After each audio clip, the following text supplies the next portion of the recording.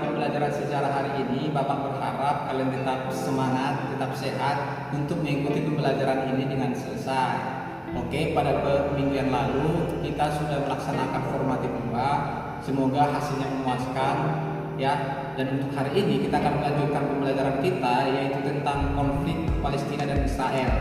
Oke, jadi tujuan pembelajaran kita pada hari ini adalah supaya kita tahu apa latar belakang ataupun akar masalah dari terjadinya konflik antara Palestina dan Israel yang sampai hari ini belum selesai. Untuk itu, supaya lebih paham dan lebih mengerti, maka marilah kita perhatikan dengan serius video yang ada di diskon berikut. Untuk memahami konflik Israel-Palestina yang sekilas terlihat begitu rumit dengan segala dinamikanya, maka hal pertama yang harus dibahas adalah Zionisme itu sendiri.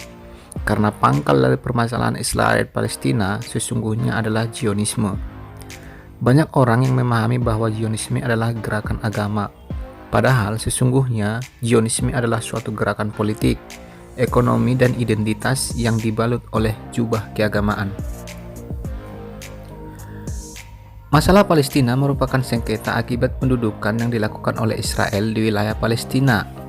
Masalah ini bermula dari munculnya gerakan Zionisme yang dipelopori oleh Theodor Herzl pada tahun 1895. Herzl merupakan ketua komunitas Yahudi yang berada di Inggris. Zionisme adalah suatu paham dan juga gerakan yang bersifat politis, rasial, dan ekstrim.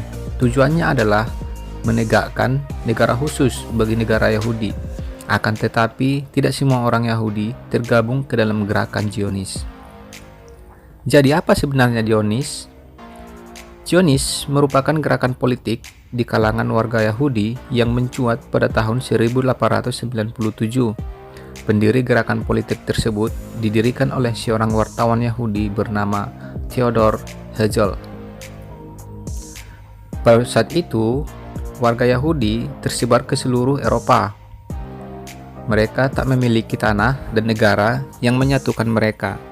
Satu-satunya yang mereka miliki adalah identitas darah Yahudi yang oleh Herzl ingin disatukan dalam kesatuan geografis, sebuah negara yang menaungi warga Yahudi. Saat pertama kali dilontarkan Herzl, gagasan tersebut tak sepenuhnya diterima oleh para pemuka agama Yahudi.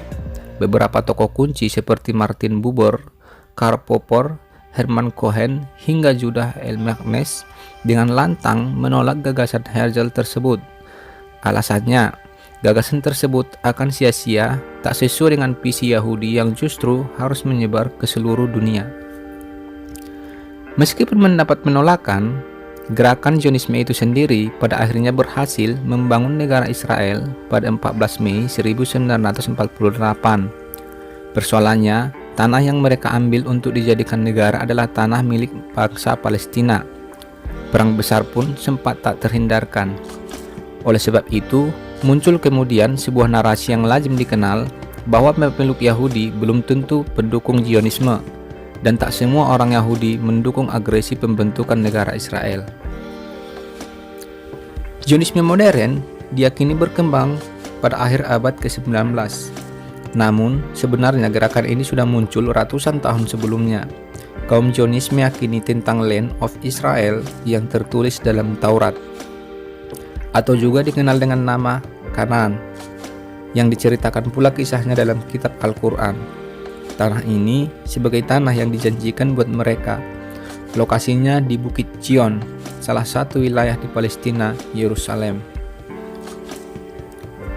Saat itu, Palestina merupakan nama wilayah biasa, bukan nama negara atau kedaulatan.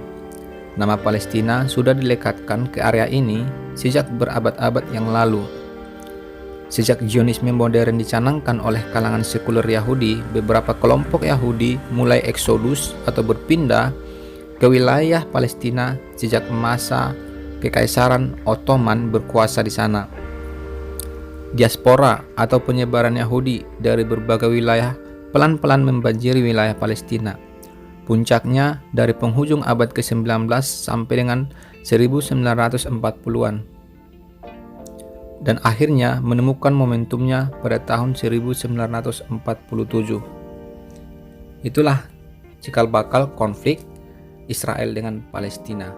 Oke anak-anak, itulah tadi video pembelajaran kita yang berkaitan dengan masalah Palestina, di mana masalah Palestina ini adalah masalah antara Palestina dengan Israel yang sampai hari ini tidak kunjung selesai.